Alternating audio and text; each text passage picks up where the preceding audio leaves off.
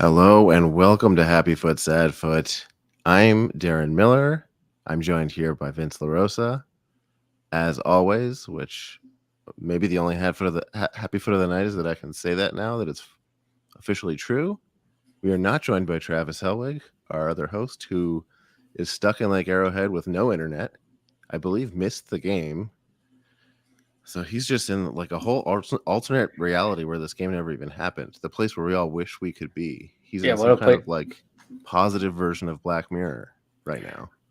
By the way, I'm baselining off of your voice now because your voice is low. I think maybe before somebody jumps on, is like, man, I'm worried about Darren. Maybe you should tell them why your voice is kind of lower. I mean, My it was voice a is a bad little game. It low. was a bad game, but you're The very much doing like a vibes are low. golf commentator right now. I'm in my quiet house.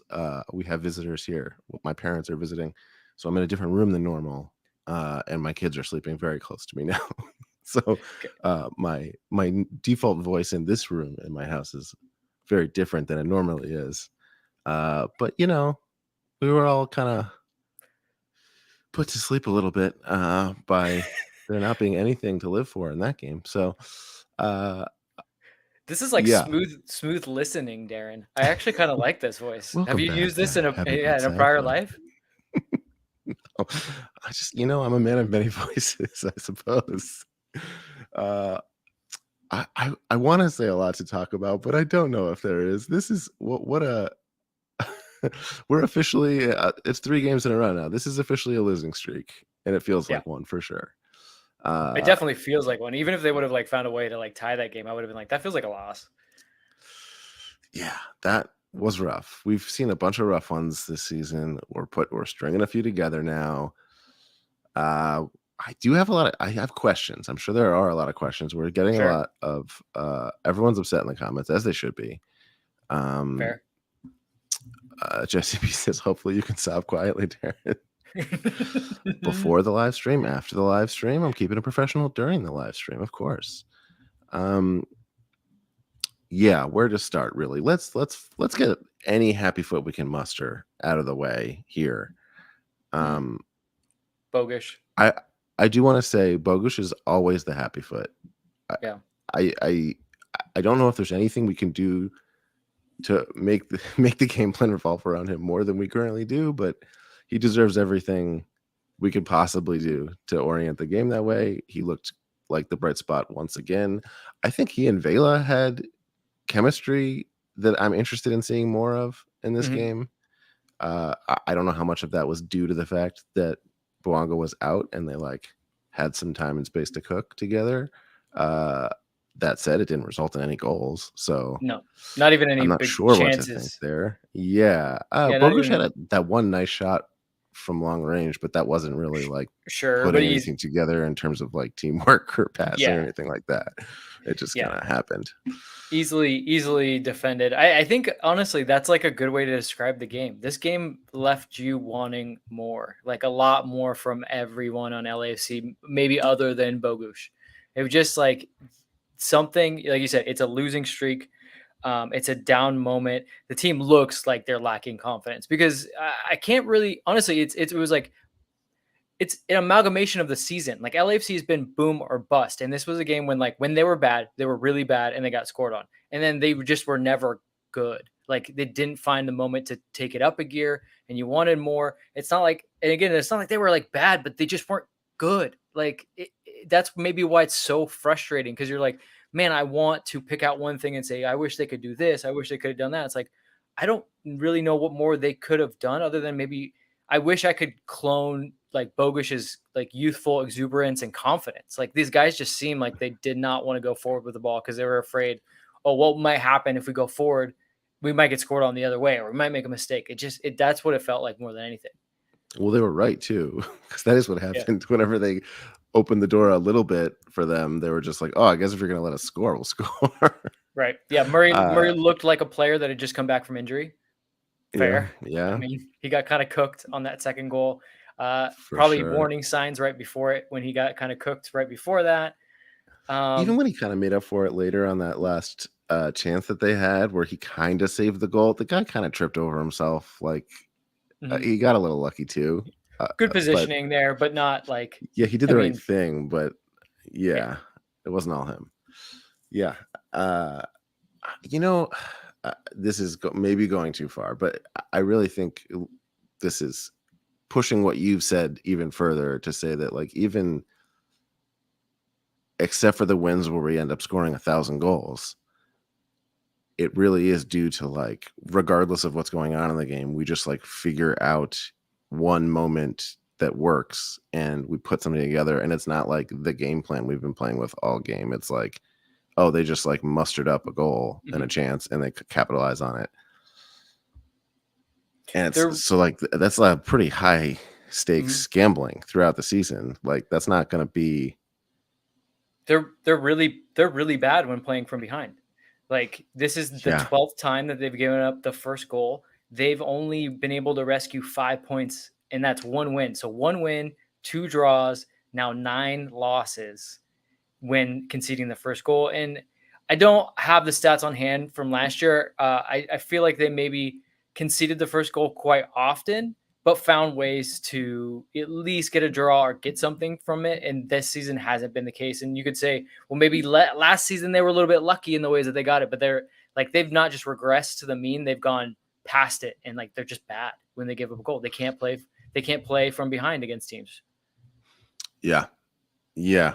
There's also, I think, clear periods in every match where they're just not bringing, like, they're just checked out. Usually I find it to be like 60 to 75th minute. They're just like, we'll wait until it's like the very end to, like, really put our last ditch effort together. It's either then or the beginning. They spent too long. They did both of those things this match. I mean, by the 65th minute, it was already kind of over in this one, but they used both of these periods that they tend to use, where, like, they were just kind of feeling out Portland for 20, 25 minutes. Like, that's too long to do that. You can't, You have to, like, start turning it, like, as soon as they scored, they were like, oh, okay, we'll turn it on now. It's like, oh, so you could have done that earlier then. Yeah. I mean, there's 2 sides of this, right? Like, the tactic clearly was, okay, we don't have Bouanga, so we can't fly a million miles an hour. Now, we've even said on here that maybe they need to slow it down sometimes anyways, right? They keep going too fast, too forward, too direct all the time. It's like, it's the default. It's not even like, let's take advantage of it. Let's just go for that. So it was nice to see them pull back some possession, whether it was, it's got to be purposely because you don't have Bouanga. But to your point, after 20 minutes, then it's like, okay, well, who else can get involved? So if you're telling me that we pull away Bouanga and you guys have to play a different way, you can't figure out something, that's a problem. Like, why isn't Gonzalez getting more involved? Vela, I thought, had moments where he was involved. I can't really blame him as much, but then Tillman doesn't really get going until it was like Bogusz. He was the only one that was like, look, I'll drop back, I'll get on the ball, I'll turn in a tight space, and I'll see what happens. I thought Cheeky did a little bit, did a little bit of work too to help them out in possession, but so it was the left side. It was left side or nothing. Bogusz and Cheeky or nothing. That seemed to be the what was working today. Yeah, I was actually going to ask you about because they did have more possession. I think it ended up at about 60-40 possession. It was, which is pretty high for LAFC, right? Right. But when you actually watch the game, it's like, oh, they're kind of just like passing the ball around with no ideas. Right. So, yeah. It was just patient. Like you said, I think Bouanga had a lot to do with that too. It's like the good version of that is patience. The bad version of that is like, I don't know. You got anything? Nope. You got anything? Nope. I guess we'll just pass the ball around until they steal it. And the thing is, what you say is it's fine to be, like you said, patience is good to an extent.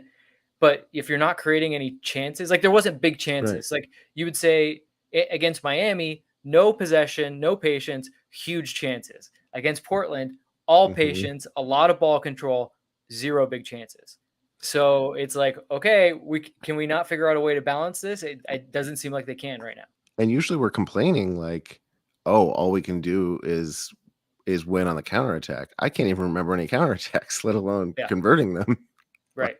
We couldn't even put that together. There was no transition. Anyway, we have a caller who's been waiting patiently. Okay. Let's bring him on. Let's do it. Hopefully, because the only antidote to misery is, of course, more misery. Geoff Tock, heel of the foot. Welcome back to the show. Thank you for joining us once again. Yeah, really appreciate it. Are you happy or ecstatic or Jeff? How are you feeling? We appreciate that you've already started with the baseline tone of our like easy those like through the whole thing. This is the late night top 40. Yeah. I'm matching LAFC because I think if they don't care, why should we care? Why should we be more animated than the team? You know what I mean? Just jumping in right to Happyfoot, Sadfoot. I think the Happyfoot is we can say it's over. We can accept that like this season's done and it's dead and we're not going to win any more fucking games, which is nice. You know, it's nice to like finally like, you know, when your dog's dying and you're like, oh man, is this going to be it? Is it going to be it? Is it going to be it? It's kind of it, guys. You know what I mean? Like this is kind of the vet has said. You're calling it. Yeah, like, not what I would have reached for, but yeah, you really went to the depths there. That's painful, man. Oh, man. I'm just saying, fellas, what did you watch? Did you watch a game where they looked like they were going to do anything other than that the whole rest of the season? It's like all I'm saying is you have to say trigger warning before you talk about putting your dog down. That's all I'm saying. You know what? Guy. Let's go for it. Let's go for it. Let's go for it. Look, it's when the vet says like, look, here are the options, but you look at the options and it's like, none of them are actually going to help. They all cost like $10,000, and you're like, wait a second. In this scenario, who's delivering this? Like, is Steve coming in at halftime and just going to the team and being like, I think God has told us by having this show up on our screens. Do you know what I mean? The fact that we all sat there and watched that for 90 minutes. That's so the answer is to euthanize the team. You know, we just have to euthanize the team. Yeah, absolutely. Can we say that this is like the biggest failed transfer window combo in LAFC history? After the championship season last season, we lost Gareth Bale, we lose Sifu this time. You know what I mean? We lose Teo, right? And you think you're going to get better players? Yeah, thank you, Drover. That's exactly what you said when your dog died. You said it was like LAFC losing 2-0 to Portland. That's what I'm going to say whenever I lose a pet from now on. And you will be immediately locked up. Your doctor was like, this psycho. He's killed before and he will kill again.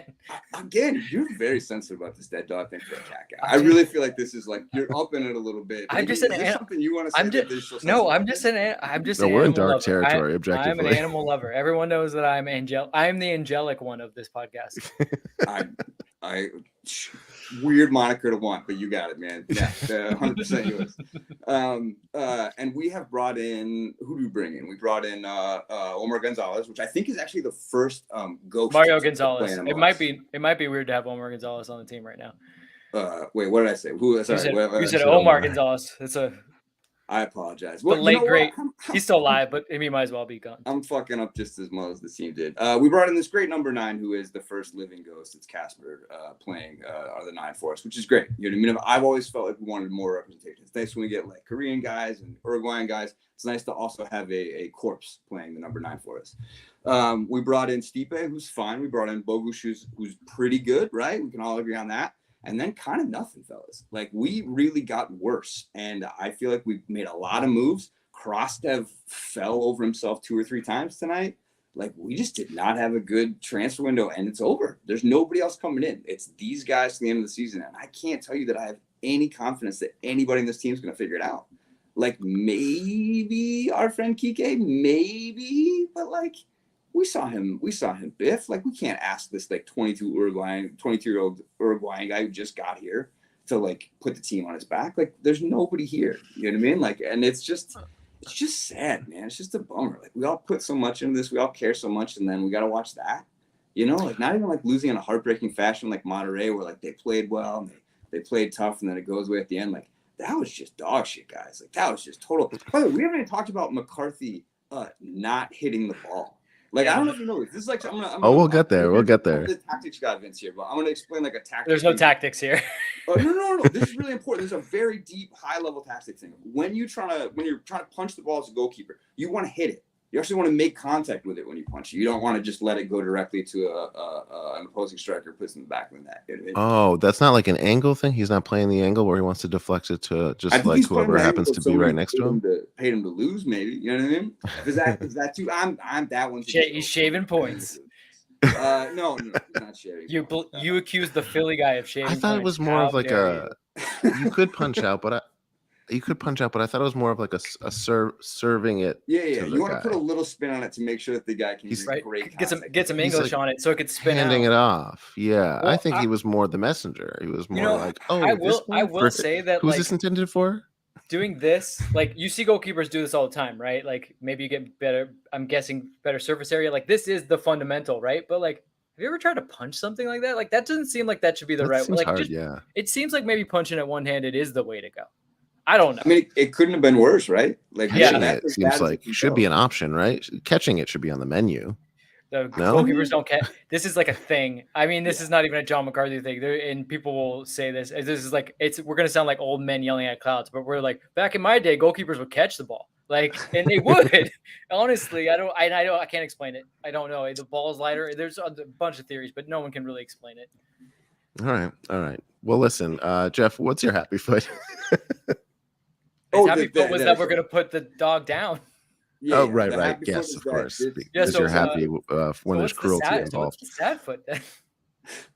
I mean, isn't it insane that the MLS let two teams play in different shades of green on a green field?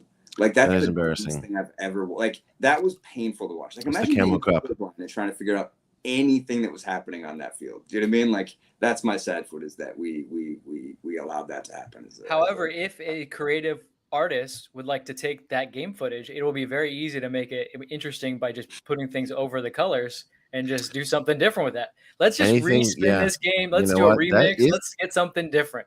That is maybe the silver lining here is that the game was a green screen and now we can cover it up with anything. And there's nothing we can cover it up with that isn't better than that game. My recommendation would be just to leave the heads and let's just see a game where it's just a bunch of floating heads. Just a bunch of heads, yeah. Chasing after a soccer ball. I would love might be that. Fun. Yeah. You know those like little fun like TikToks that guy does where he makes the guy really small but his head's the same size. You know, that'd be fun. Yeah, watch that. Let's do that. Can we just creatively edit history? I would watch. That would be the only thing that could get me to watch this game again. They should show this to people on death row. I do want to give McCarthy some credit for that. That save toward the end of the game was a really, really nice save. Do you know how many moments there were where I was like Kellen at one point when they were down one, he chased down a ball and like kicked it into the guy out of corner. And like, those are always moments where like, if you're going to write about it later, like I do, I always like, remember that, Vince, because you could be that guy that's like, but don't forget. And there were so many of those and they came to nothing. Like it was really depressing. And that McCarthy save felt like that. It was like, oh, at 2-0, remember if they come back, you're like, they're not coming. Why am I even writing this down? Yeah, but I kind of feel like notes in my that really, notebook. I kind of feel like that was like, that really should have been a goal. So yeah, of course they would have earned 2 goals somehow. And to me, it further highlighted that like really the defense broke down a million times tonight. And that was, I think, more of an issue. Not a million. No.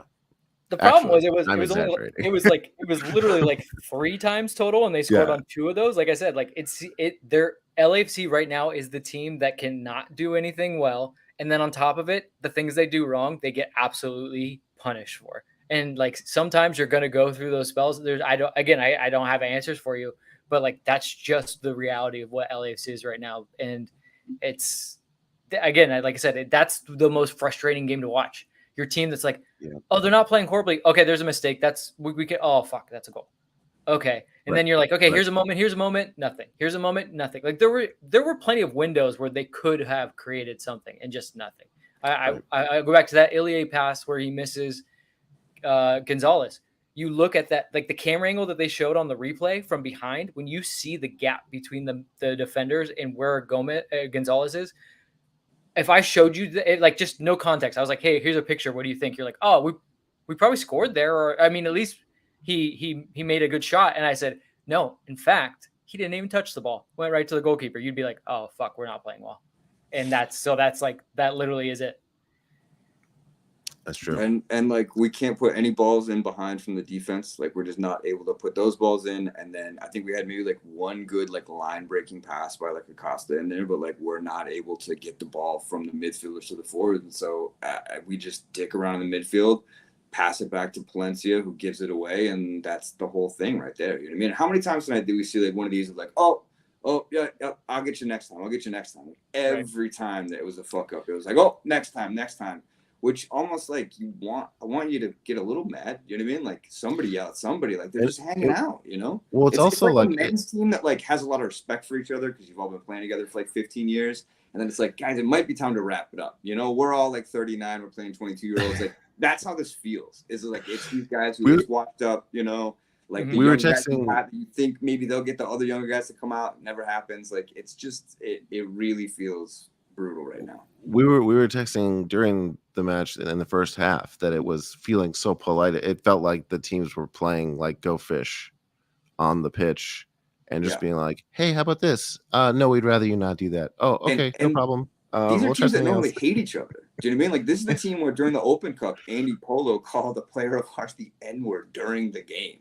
Like, this is like, you remember that like game where they were reopening their park in Portland, and they were trying to kill Vela, man. Like, there's a great highlight from that game where just like them like just putting knees into Vela the entire time, and like they didn't even want to hurt us. That's how poorly we were playing. They didn't even feel like they needed to kick us in the knee. I mean, that's so frustrating. Like, there's no shortage of reasons why we should have a chip on our shoulder for a game like this. There's no reason. There's 100 reasons we should be going into a game like this like so angry, and we really had no like, we're just depressed. Yeah. Like it feels like the way I feel as a fan is justified because it's not that different than the way they feel on the pitch. It's hard to be sad when they don't give a shit. Like, that's kind of how I feel. It's like, you guys don't seem to care. I didn't like being able to. I feel like I could pick out guys that are like, I think this guy cares a lot more than. You shouldn't be able to know who's caring more or less than other players at all. You shouldn't have any idea. Nope. And that feels weird. And another angle might be, is there some kind of fragile like alliance that they have where like they feel like they can't yell at each other? Like, is there something? What is going on? Like, or maybe someone does need to yell at somebody. I mean, we saw Vela blow up on Bawanga. It didn't help in that moment. But maybe more people, maybe it can't just be Vela. Maybe now Chiellini needs to say something and Ilya needs to be like, guys, this just isn't good enough. And I can't do this anymore. If you guys don't want to do this, then I'd rather just scream and yell at you and we can have it out on the field than sleepwalk through it. Maybe that's a thing. I mean, it's really hard to know the interpersonal dynamics of a bunch of guys that you don't see very often, and I only see them through the TV screen. But like, I can say we can all agree that something needs to change. Like, whether that's like Thornton's got to bring in better guys and he can't miss on 5 out of 6, whether that's Steve's got to get in somebody's ear, whether that's Vela, who's the DP, who's the captain, who is now the only player left from that 2018 team. He's got to get in people's faces. Why do we bring in old man Chiellini for these kind of things? Like, something's got to happen. And it's like, you know, we can all speculate on what that thing is, but like, it's not good enough. And it's not even like it's bad luck at this point. Like, it's really fucking depressing to watch this team. Right. And like, we almost won CCL, man. Like, we were not that far away from like. This has been a real roller coaster of the season. This is to your point, Geoff, earlier about the transfer window. I really wonder, like, what is the grace period here? Like, to me, my first reaction when you said that was like, it still feels like we just got these guys. Like, yeah, most of them only played 3 games. Like, how much time do we give them? And obviously, it also is important that there's only a few games left in the season. So, like, on one hand, we got these guys for more than just the remaining games of the season. Like, we're trying to build a team long term and short term at the same time. But also, the season's been so disjointed. Like, every few games, we're playing a game that isn't part of the regular season and is for this other purpose. I don't know how to gauge the timeline of when everyone's supposed to finally feel comfortable, when that chemistry is supposed to click, whether it's the team in general or with new guys coming in. Like, at some point it's supposed to be like, okay, Gonzalez is a nothing burger for how many games in a row now, but maybe that's okay because he's still easing into it. When am I supposed to change my opinion on that? Well, I mean, it's next season is when we're going to know if anything. But here's the other bit of it. Like, we could have gotten to 9 before the season started, and we didn't. We could have made a lot of these moves before the season started, and we didn't. You know what I mean? And like, we kept Sifu for whatever reason through that first half of the season. I assumed to make a run at CCL, but that didn't really work out. You know what I mean? Like, I would have rather probably had a striker, not this guy, but somebody, you know, for that CCL run rather than Sifu. And it just feels like it really got misplayed. You know what I mean? That we didn't get the money we wanted for Sifu. We signed. I know that I don't want to play the Aaron Long hits tonight. I'll play him at another game. But like, he wasn't that's bad a lot of money that's not going anywhere else. You know what I mean? And you saw the results of that tonight, fellas. You know what I mean? Him falling down on that goal and then knocking over the $1 million. It's not great. And so it's like, and then it's not like you missed there. You missed on all these other things. You didn't sell Sifu fast enough, so you have less GAM than you would have if you sold them over the winter. Like it's not been good. And it's like, again, like I couldn't do better than John Thornton, but also I don't get paid to do better than John Thornton. Do you know what I mean? Like at a certain point, like that's his gig to bring in these great guys. And like, you know, we're one Gareth Bale header in the last minute of that game away from not having an MLS Cup, from blowing 2 CCL finals, from getting knocked out by Monterrey, for losing in the first round of the playoffs to RSL. Like we've gotten one of these really right and a lot of these really, really wrong. You know what I mean? Now, granted, you got to give him credit for 2020 and the CCL run there, which I think we don't talk about. But like, I don't know, man. Like it's not good. It's not fun. Yeah, get out of here, Vince. Get out of here. We just lost Vince. Actually, I should say Vince barely made it on. Vince was having internet trouble right before and barely made it on. Travis was having internet trouble. We were about 10 seconds away from me having to do this one solo. Probably the worst game of the season to do solo of all of them. I've done it a couple times before. I'm capable of it, but it's not my first choice. I'll say that, which is a good reminder for anyone else who wants to join us now. It is open in the comments. We commented about it a little while back. The link is in there if you want to join us on the show. Call in. We're devolving into darkness. We are getting as negative as we possibly can be, but I think we can always go further. Okay, so that's the goal here. Yeah. Do you want to if you want to share some silver linings and bright spots, we're up for that too, of course. However you're actually feeling. What was that? We could talk about the coup in Bouanga's home country. You know what I mean? This is a big deal. So there was a coup in Gabon over the last couple of weeks. I can't really figure out if it's good or bad. Yeah, I don't know. Bongo was the president before. They overthrew him with a junta. They put somebody else in. So maybe that's affecting his play. Once this coup thing is all wrapped up, maybe Bongo will really get back in. We do have a comment from Tim Morgan on the screen right now. Denny would not have helped tonight. There's a disconnect from the midfield to the front line. You could say those are two separate statements, really. The latter is obviously true no matter what, but it is interesting to think about that. Like, Denny clearly would have brought an additional layer or element of some kind, of additional aspect of the shape of this game. It would have been different with him, but I think I agree. It wouldn't have been necessarily any better. It wouldn't, like, I'm looking at like your average Denny Bouanga game, and it's like a bunch more shots on goal and misses, and like maybe one goes in, we lose 2-1. Like that's the difference, maybe. Like, I think it's a great point.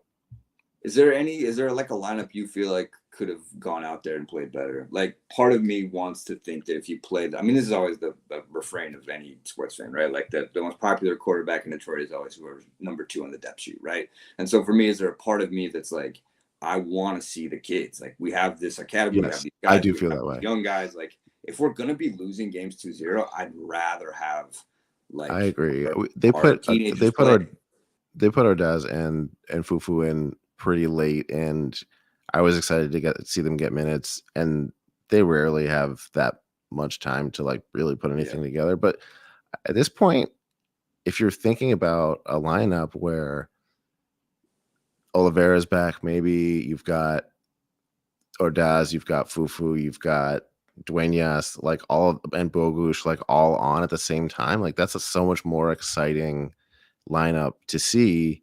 And I would love to be able to, at the very least, get excited about the future of the team if we're not going to like have exciting moments that change the momentum in a given game and score goals, you know? Yeah. No, I that would be fun to watch. I think we can all agree, like, play Ordaz for 90 minutes against the Galaxy, right? Just like fucking Traore, who he causes trouble. He wants to cause trouble. Like that's a game I want to watch. Say what? Traore's not on the team. He's with whatever. He should be on the team. That's my point. No, he shouldn't. I don't care about this. This is your job to know all this shit. I'm saying there's some 18-year-old center back who I don't know the name of who should be playing. That's my point. If we're gonna lose games, let's put the teenagers out there. Let's lose at least with our young guys getting some experience. That's my point. By the way, that's the most heat I've gotten after we lost 2-0 to Portland. That's how depressing this is. I can't even get mad. I can't even get angry. You know what I mean? It's fucking sick.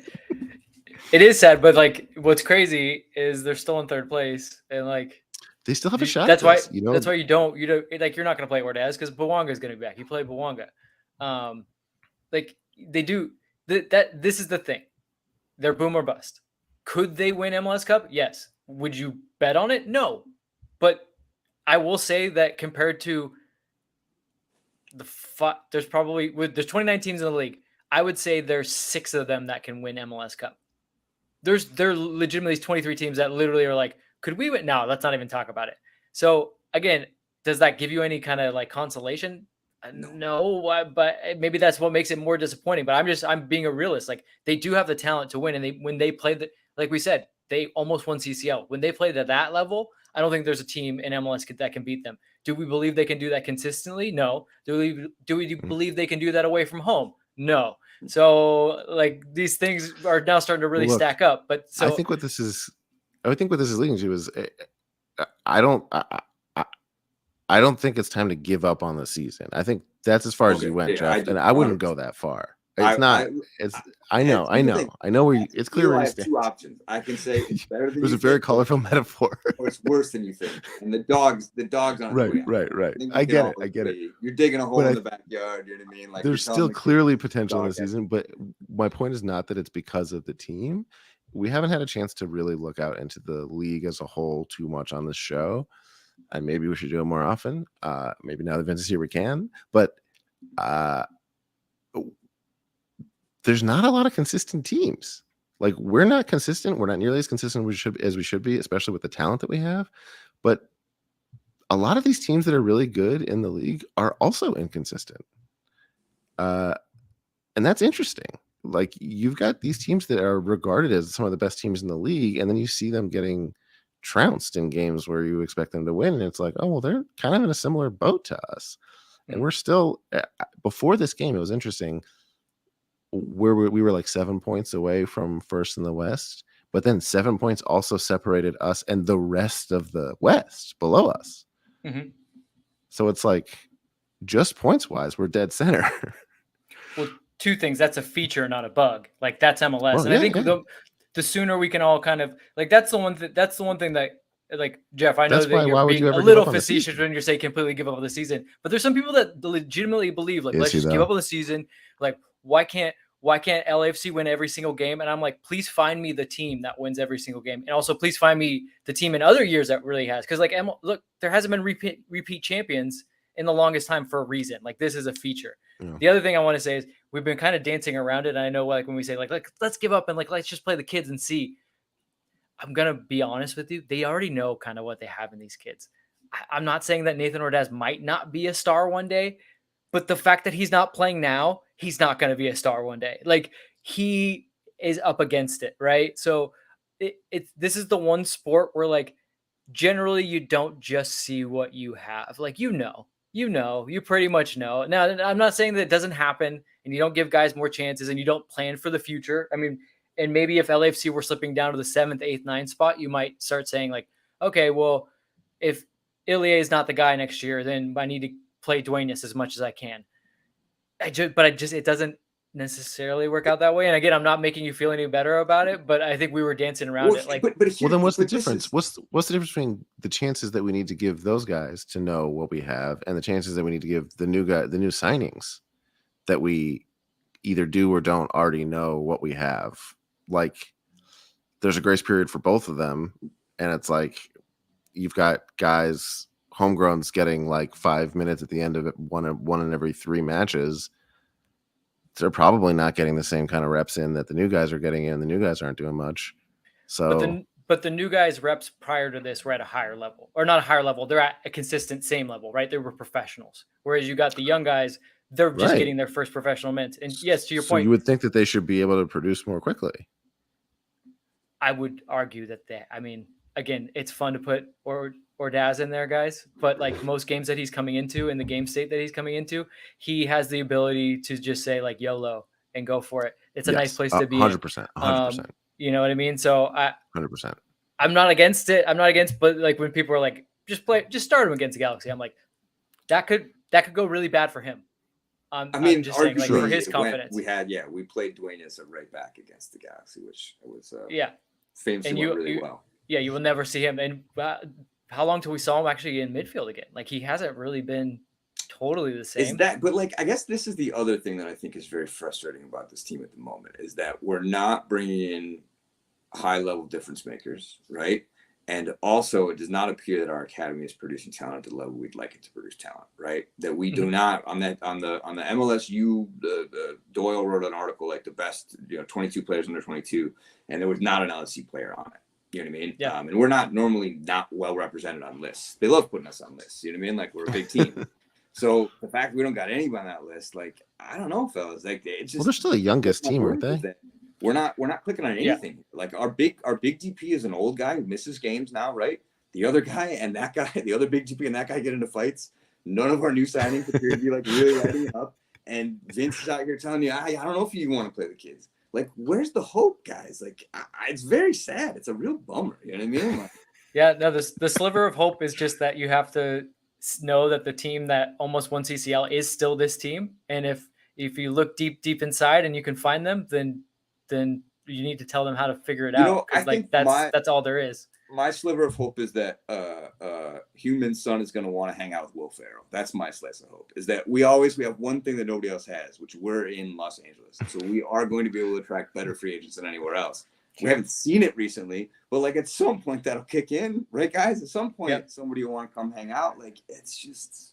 I think the academy ones are really good, and I've been saying this since before this season. I don't know if this is the season yet, but if, to your point, Geoff, if next season and the season after there isn't guys really hitting, then yeah, you do have to kind of look at your academy and say, like, what have you actually really done? You gave us some like somewhat borderline nice players, but some other teams are creating full-on starters. You have New England that seems to have like a conveyor belt of players recently, and so you have to, I think you could do a whole episode on that. I don't know if it's this year, but that has to be under the microscope. And then to the bringing in. By the way, we're in Southern California. We're in the hotbed of soccer. Like, sure. we have access to incredible talent in Southern California. Like, go to any soccer field and watch 13-year-olds play, and they're balling out. And like, we don't have one starter out of that entire group. Like, Diego Luna is starting on RSL in Utah. Like, they found that guy in Utah, and we can't find 3 guys that play at that level. You know what I mean? Like, that's a bummer, man. And like, Jalen Neal's playing really well at the Galaxy, guys. I don't like it. I wish it wasn't happening. I'm not a big fan, but like, he's getting reps on the national team. I watched him play with the national team. We don't have anybody up there. And it's like, I don't know anything about how to run an academy, so I'm like loath to throw stones too much because they're also kids. But like, at a certain point, like, what do we, like, if I think you're right, Vince, if it's not this time and it's not next time, when do we start asking the questions of why we're not producing that level of talent?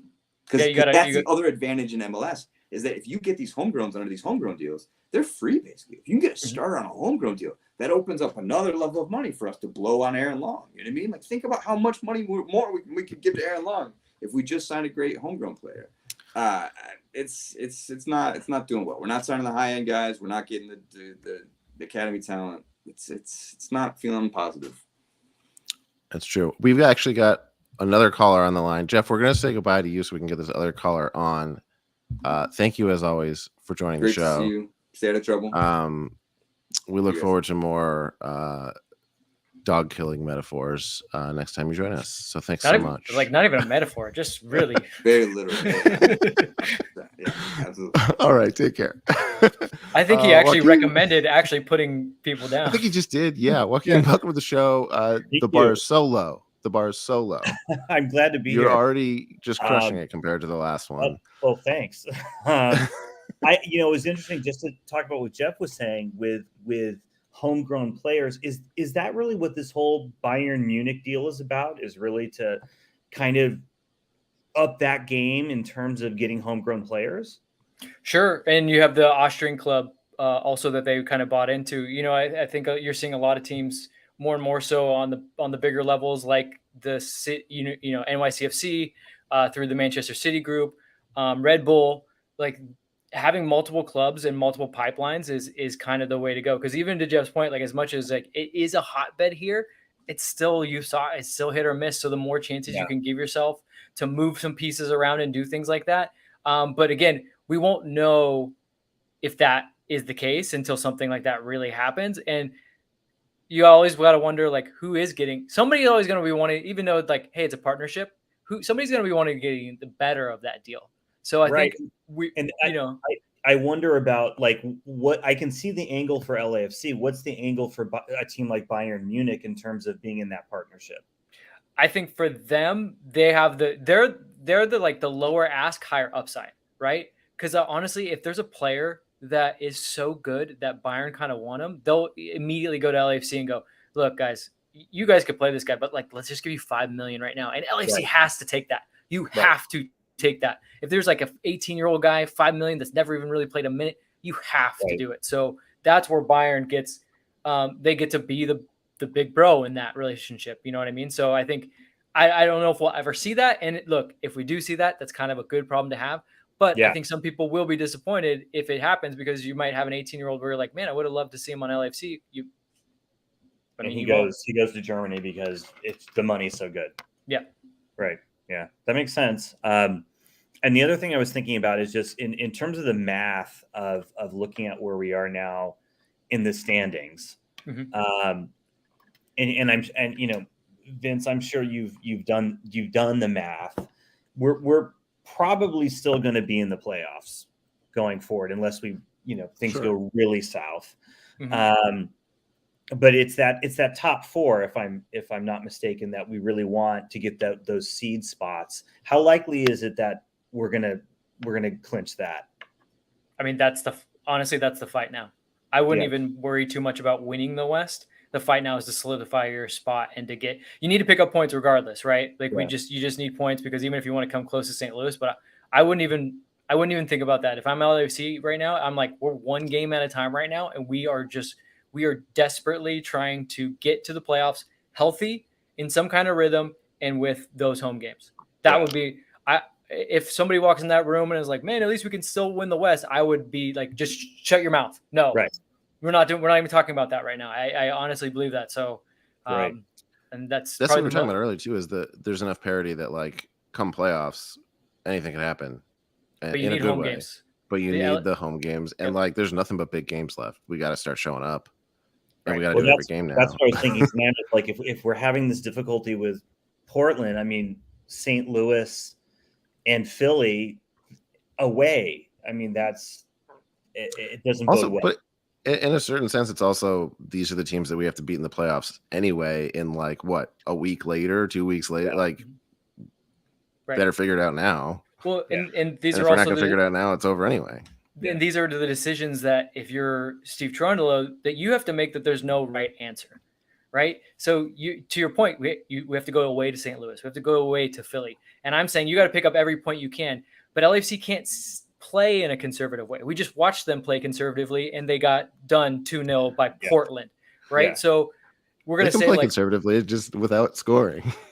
I know, but you know what I'm saying? Like, normally you would say, they hung out. It was fun. Normally you would say, like, if you want to solidify your spot, like, hey, let's be rigid. Let's not give up goals. And look, every team, even when you're trying to fly, you're not trying to give up goals, obviously. But what I'm saying is, some teams might be a little more conservative and say, like, if we can just get a point, I don't think LAFC can play for a point ever. Like, they have to go balls to the wall and live by, I think I said it after the Miami game. It's like, live by the sword, die by the sword. That's the only option for this LAFC right now. I don't see any other way, and it still could not work out. There's no right answers to these problems. It's just hard looking at it from this part of the season.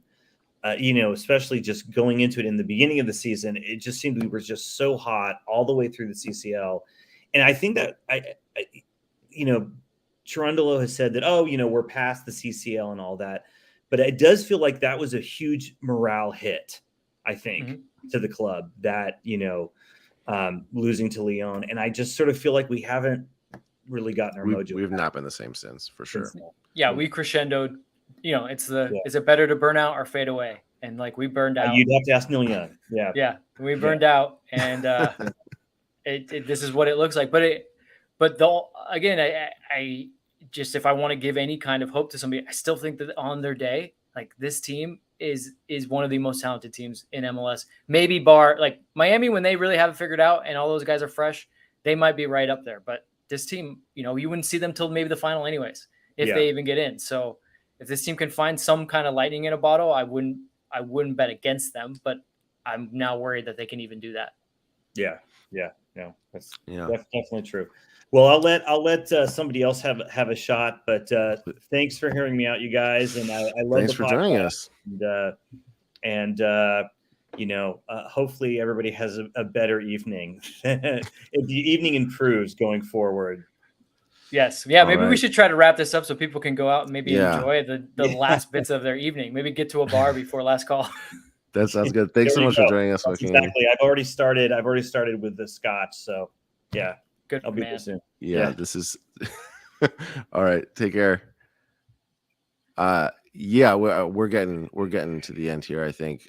Thank you to Joaquin for joining us. That was great. The one thing I still have on my notes here that we haven't really talked about, the comment came up earlier.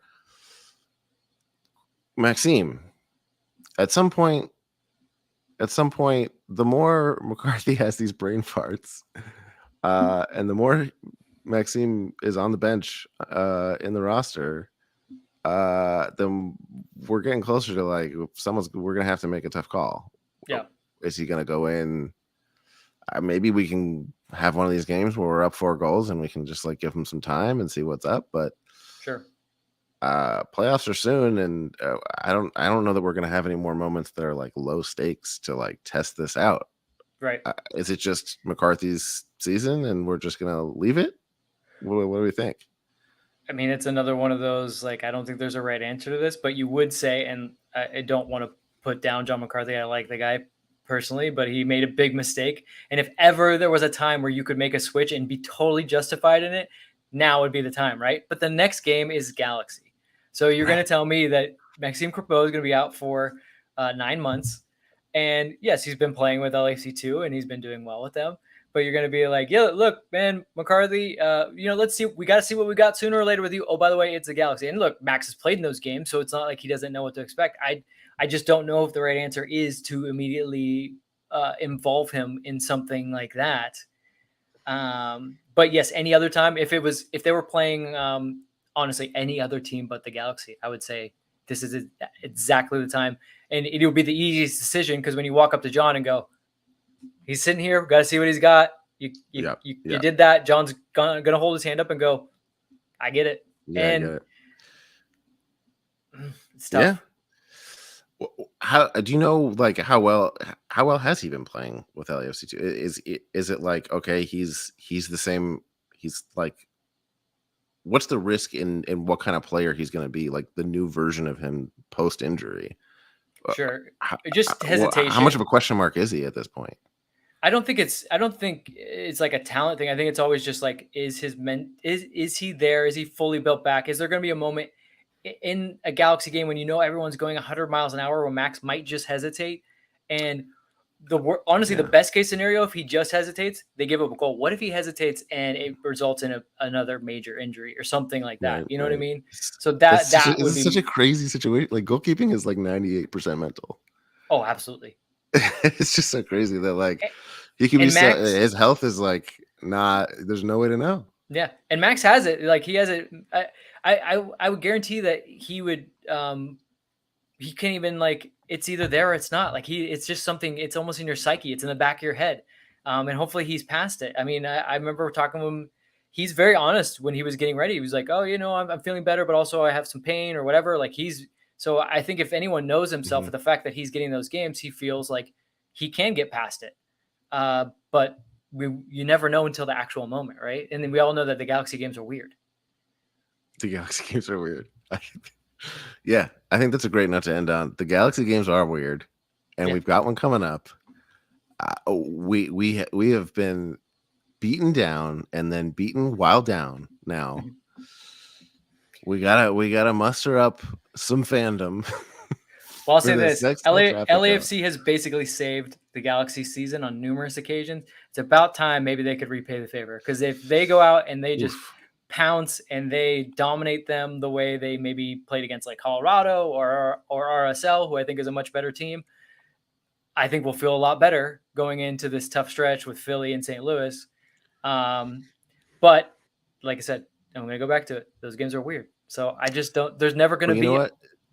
This could just be the kind of game that can finally turn things around and like really galvanize the team and get things moving in the right direction right at the right time. Obviously, the right time now is a lot later than we would like to be able to say now's the right time. Right. But this is exactly the kind of game. It's at BMO. Finally, we get this at BMO. at the very least, we're going to bring it. The atmosphere is going to be there. It's going to be a fun game. I think if we have one card left to play, it's like go big in this game, and then all bets are off. So, yeah, and you don't even have to. I'm excited for that. And you don't even have to be perfect, because we do know this is a rivalry game, and there's going to be mistakes, and there's going to be things that happen. There's going to be high emotions. You just want to see them go for it. Just show up. Honestly, show up. if they were to go through that and get like a 3-3 draw, but they really went for it and it was back and forth, and you saw them kind of really living and dying by every play, you'd be like, okay, I feel kind of okay. Obviously, we want them to win, but it's just like it's almost we want a reaction more than anything now. I feel like. Yeah, exactly, 100%. I think this is a great note to end on. Thank you, everyone, for sticking this out with us, for joining the show. Hopefully, we either made your night a little bit more bearable or really just leaned in hard enough for you to really feel the pain you needed to feel. Because, sometimes you're like, this sucks, but like, I need to really feel it to get through it. And so, like, if we could have twisted the knife for you, if that's what you needed, that's great.